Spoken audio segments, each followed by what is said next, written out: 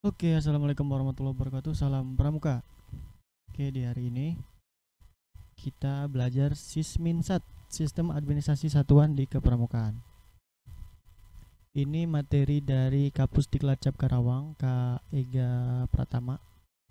Nah, di sini kakak membacakan ulang atau memposting kembali materi tentang Sisminsat. Oke.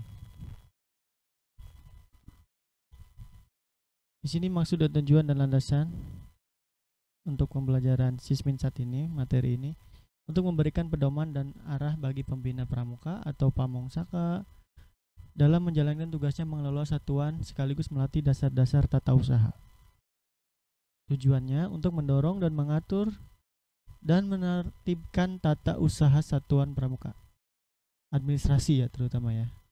Kemudian landasannya anggaran dasar dan anggaran gerakan pramuka yang terbaru di 2018 Kendari. Kemudian surat keputusan Kuarnas Gerakan Pramuka nomor 041 tahun 95 tentang Jukran Satuan Administrasi pelaksanaan administrasi satuan kepramukaan dan petunjuk penyelenggaraan administrasi kuartir Sismintir. Nah, di sini mari kita lanjut. Oke. Pembina pramuka. Nah, tujuan pembina pramuka mengelola ada 3 aspek. Di sini sebentar. Pertama, pengelolaan pembinaan. Jadi tujuannya pembina menanamkan dan menumbuhkan kesadaran administrasi, tertib administrasi. Kemudian pengelolaan kegiatan dan sarananya. Di sini kita pembina memberikan atau cara-cara atau teknik dalam sistem administrasi satuan. Kemudian pengelolaan dan pelantikan. Nah, ini sebagai pembinaan dan wewenang untuk pelaksanaan dari administrasi satuan tersebut sebagai tujuan gerakan pramuka. Ya. Oke. Di sini dalam tahapan pengelolaan pembina pramuka pertama menyusun rencana kerja dalam musyawarah gugus. Nah, di gugus depan itu setiap 1 tahun sekali dilaksanakan gugus depan. Musyawarah gugus depan. Nah, rencana kerja gugus depan ini berpedoman kepada harus mengacu ke rencana kerja Kuaran sesuai tahun masa baktinya. Kemudian program kerja ke Kuaran sesuai tahunnya dan kepentingan peserta didik di gugus depan itu serta lingkungan termasuk harapan orang tua. Kemudian rencana kerja gugus depan pertama organisasi pendidikan orang dewasa, kegiatan bersamanya apa, kegiatan di satuannya apa, administrasi sarana dan prasarana serta pengelolaan keuangan. Ada 6 rencana gugus depan. Kemudian pembuatan program kerja.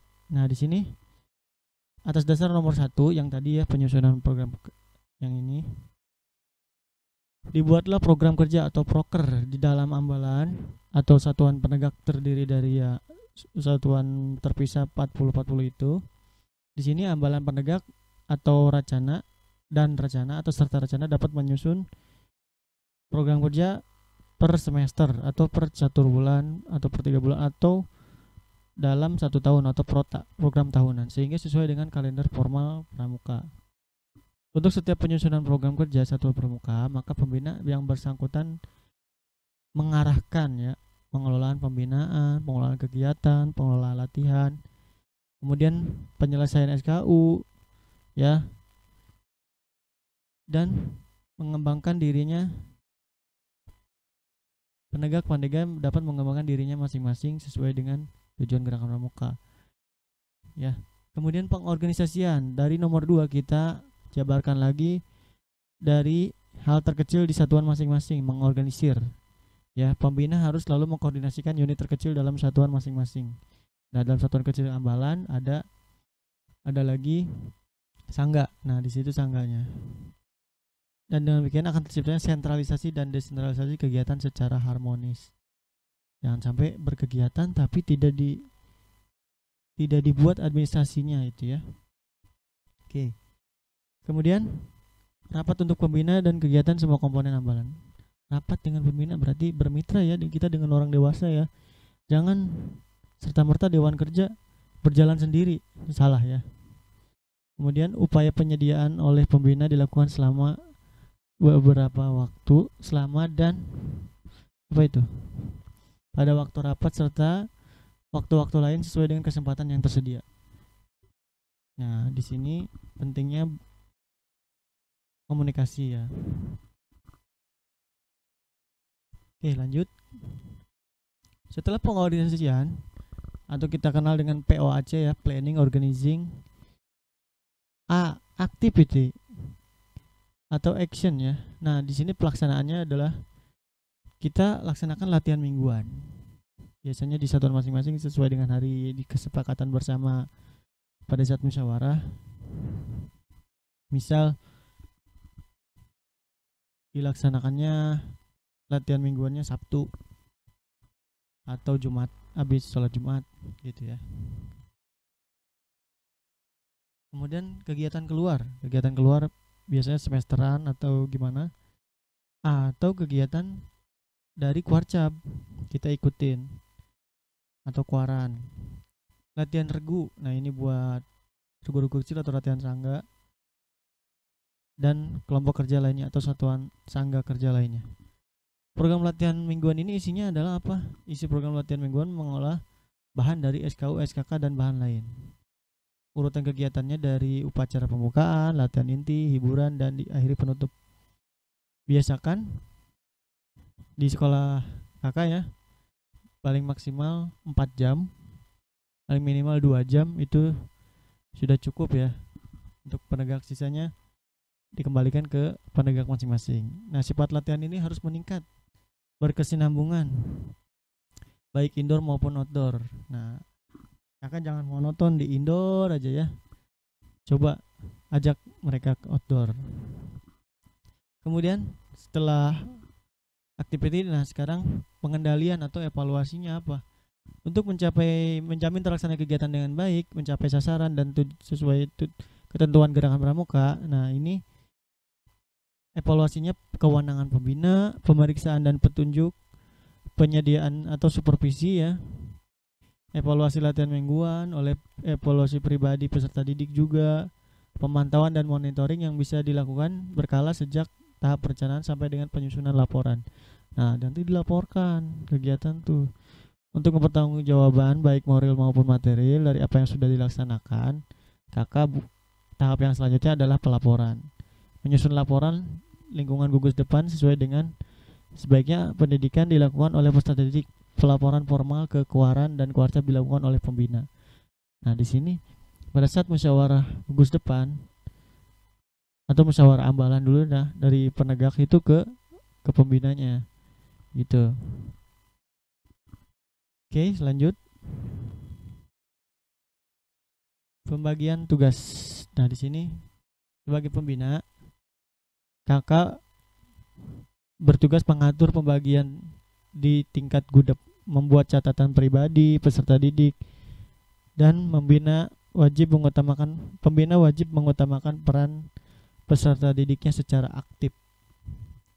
Kemudian pembantu pembina, dalam hal ini di bawah pembina ya, membantu pembina mengatur pembagian tugas di tingkat gudep, membimbing ambalan terlaksananya seluruh administrasi satuan.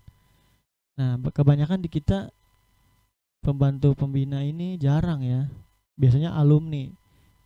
Tapi boleh nggak? Boleh, silakan sesuai dengan pembinanya di sekolah masing-masing. Kemudian Dewan Ambalan, apa sih pembagian tugasnya? Dewan Ambalan itu membuat yang pertama daftar anggota pasukan atau daftar anggota buku induk lah bahasanya ya. Program kerja catur bulan atau program kerja semester atau program kerja tahunan, rencana latihan mingguan, buku anggota, buku latihan mingguan, buku latihan peserta didik, buku log, tabungan, iuran, daftar hadir latihan, catatan pribadi, SK pengurus ambalan. Itu Dewan Ambalan yang mengeluarkan pembagian tugasnya. Kemudian di satuan terkecil lagi adalah sangga yang ini. Melaksanakan administrasi di sangga, yaitu pendaftaran anggota baru, mencatat kehadiran anggota. Ya, ini absen berarti tugasnya sangga. pembayaran iuran anggota, itu diperkecil lagi ya.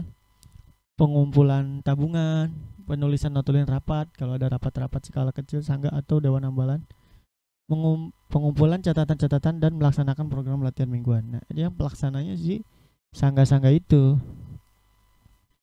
Kemudian tugasnya dewan ambalan selain itu mencatat dan merawat sarana pendukung. Barang-barang bergerak apa aja, barang tidak bergerak apa, asal sarana pendukung asalnya dari mana. Nah, di sini administrasi untuk pembina yang sini melaksanakan administrasi umum penerimaan anggota baru. Nah, disiapkan tuh sebagai prasyarat dari anggota baru kita buat pernyataan orang tua, mengatur pembagian tugas antar pembina, nah mengatur ya, bagi-bagi putra-putra, putri-putri ya, dan lain sebagainya, mengajukan permintaan tanda penghormatan bagi pembina dan peserta didiknya, mengajukan permintaan tanda kehormatan bisa ya, Pramuka Garuda misalnya. Daftar induk anggota, kita punya datanya harusnya ya, nomor, nama, tempat tanggal lahir, nama ayah, nama ibu, pekerjaan ayah, pekerjaan ibu, sama kayak buku induk di sekolah. Menyelenggarakan musyawarah dan mengelola keputusannya.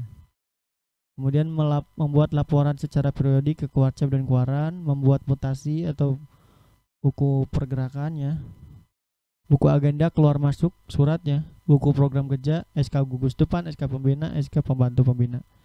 Itu dibuat oleh pembina dan pembantu pembina. Jenis-jenis administrasi apa aja, Kak? Nah, ini di sini jenis-jenis administrasi. Yang pertama, permintaan pendaftaran anggota. Nah, ini anggota baru biasa kalau habis MOP.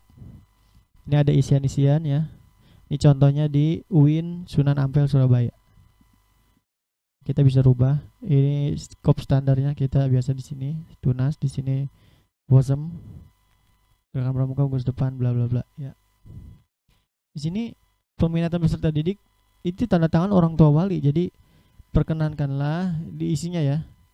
Perkenankanlah dengan ini kami mempercayakan kepada saudara anak kami bernama. Nah, di situ tulis anaknya Siti usia 15 tahun, usia 16 tahun untuk mengikuti pendidikan kepramukaan dan menjadi anggota pramuka di gugus depan yang saudara pimpin. Bersama ini kami lampirkan formulir pendaftaran serta kesanggupan kami untuk membayar iuran sebesar. Nah, ini kan kita kesepakatan di musyawarah gugus depan. Boleh ditulis langsung, misal seminggu Rp2.000 setiap minggu.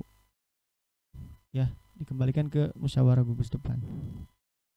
Selanjutnya, daftar induk anggota. Nah, ini nomor, tempat tanggal lahir, nama lengkap, agama, nama orang tua, pekerjaan orang tua, alamat rumah ya, tanggal masuk berarti di tanggal di kelas 1-nya. Biasanya landscape, bukunya panjang ya. Oke. Kemudian administrasi keuangan gudep, penerimaan dan pengeluaran uang, keluar masuk uang, tanggal, uraian, nomor bukti penerimaan, pengeluaran, kredit,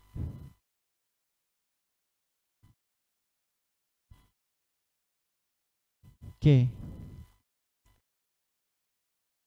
Kemudian daftar inventaris gudep ya kayak gini ya, contohnya buku tamu gudep, buku tamu, jadi kalau ada tamu suruh ngisi ya buku tamu ya.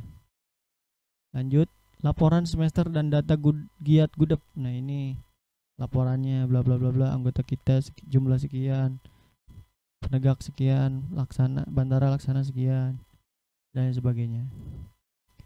Logbook, nah buku peristiwa penting. Di sini misal adik-adiknya ada yang dapat TKK menabung, TKK masak, atau TKK berjalan kaki atau pengamatan, ditulis di sini.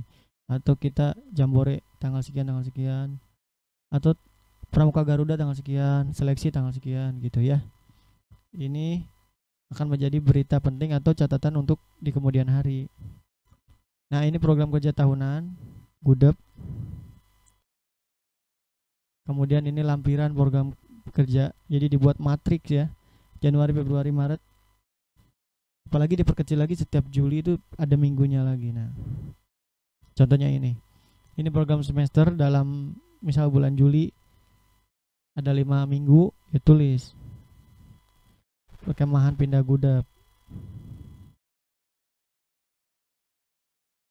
Mana tadi? Selanjutnya buku catatan pribadi. Nah, di sini dipegang oleh pembina, diupdate dan dievaluasi. Jangan sampai pembina nggak punya nih. Ini penting. Misal anggota kita tuh masuk tanggal berapa, sifat-sifatnya gimana anaknya, sifat baik yang perlu dikembangkan apa, ditulis.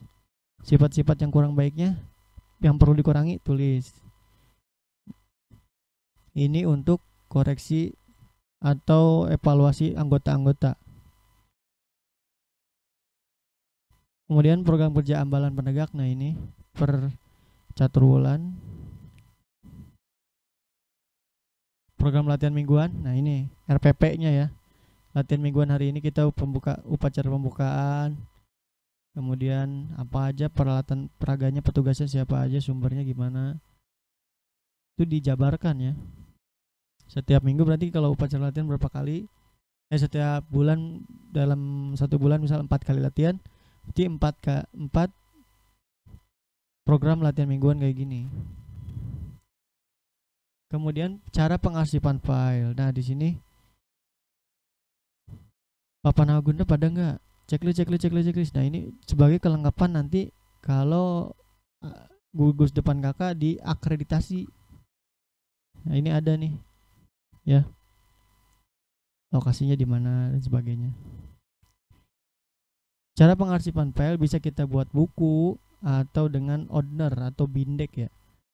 Nah, ini kayak gini.